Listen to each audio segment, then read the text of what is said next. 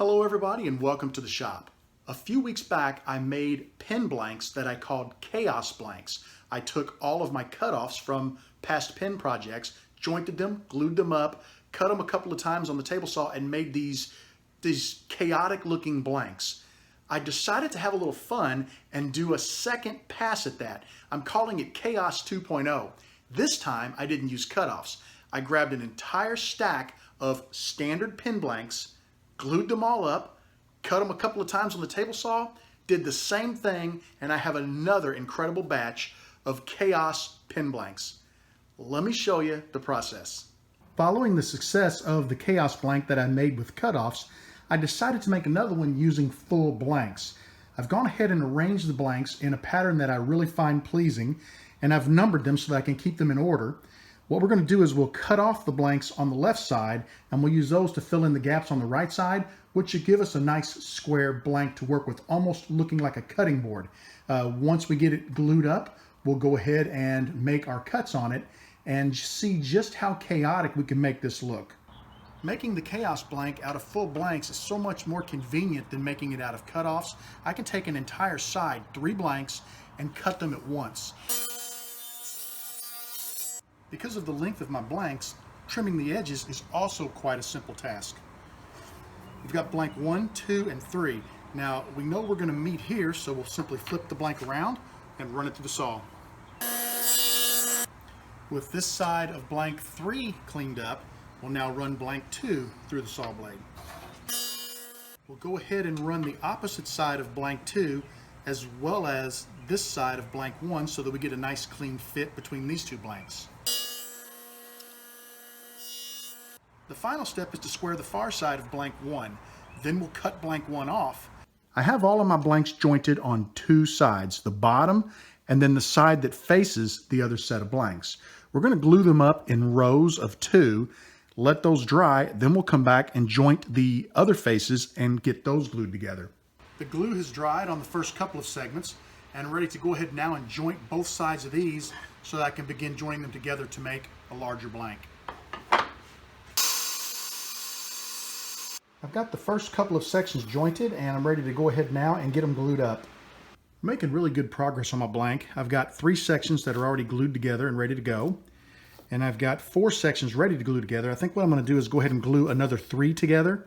And then I've got this one lone section down here. I'm going to get this glued to this section and we'll come back and the final step will be to glue the 3 remaining sections together to form the primary blank. I've got my other 2 sections out of glue up and I'm really happy with them. I had gone ahead and jointed all the sides before I glued them up so that I could put things together when I was finished. And I noticed when I put these together, I've got super tight joints everywhere, but when I put them together here and here, my joints aren't exactly what I want them to be. So I'm going to run these back through the table saw sled and rejoint these 2 edges and these 2 edges before we do our final glue up. I've got my blank and final glue up. Once it dries, we'll go ahead and square the right and left side, and then we'll be able to start making some diagonal cuts and having a little bit of fun with the blank and giving it that chaotic appearance that we're looking for. I'm going to go ahead and square up the remaining 3 sides of this blank to make it just a little easier to work with. Then we'll set our fence to 45 degrees and we'll start taking slices off of the blank that will mix up and glue back together.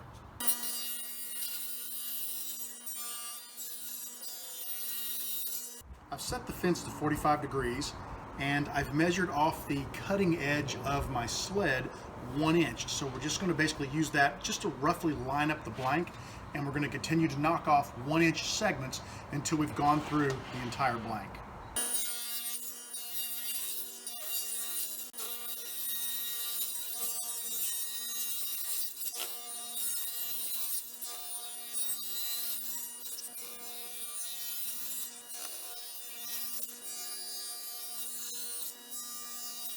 I just finished making my first set of diagonal cuts at 45 degrees. We're going to go ahead and mix these all up. We'll glue them back together. We'll come back and we'll cut diagonals at 45 degrees in the opposite direction. Here's the pattern I came up with just to kind of get, I tried to keep it as square as possible.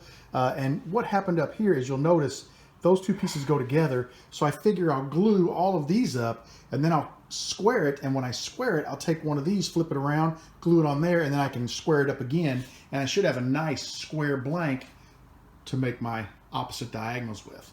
I like how that looks so far. Here's a quick peek at the blank after the first series of cuts.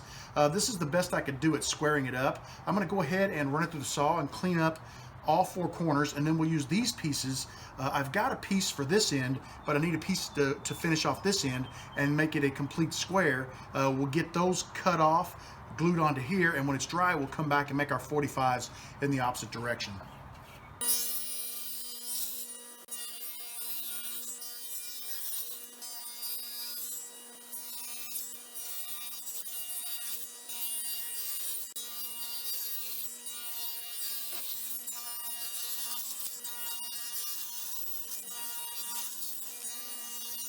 We've got our second set of diagonal cuts made. It's time now to glue this blank together. I am ready to cut this large Kaos blank into individual pin blanks. Now, as I was laying this out for glue up, I was very careful to make sure my grain stayed in one direction. It all runs in this direction. I've placed a piece of tape 3/4 of an inch away from the blade, and I came to the very back section, the most indented section, and I've lined that up with the tape. So when I cut my first blank, the back piece will be exactly 3/4 of an inch wide. It'd be a little wider at this end of the blank on the first piece we cut off, but that won't hurt anything. That will all turn away as a pin is made from the blank. Once we cut our first piece, we can easily shift the blank to the left to the 3/4 inch mark and continue to just cut blanks one after another.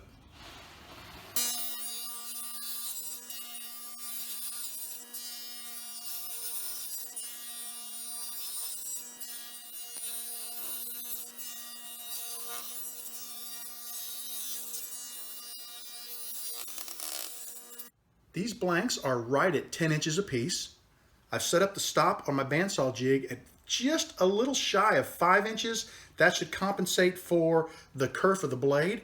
And we're going to go ahead and cut these into roughly 5-inch blanks. With just a few seconds on the bandsaw, I've got 14 blanks at roughly 5 inches in length and 4 blanks at 2.5 inches in length. I really hope you enjoyed this video. I had an incredible time making it. These are so much fun because there are no rules. You just basically joint them, glue them up, and cut them any way you want on your table saw, and you end up with some stellar looking blanks. I'd like to thank you for joining me in the shop tonight. I want you to know that you are always welcome in my shop. Come back and see me again real soon, and have a great evening, everybody.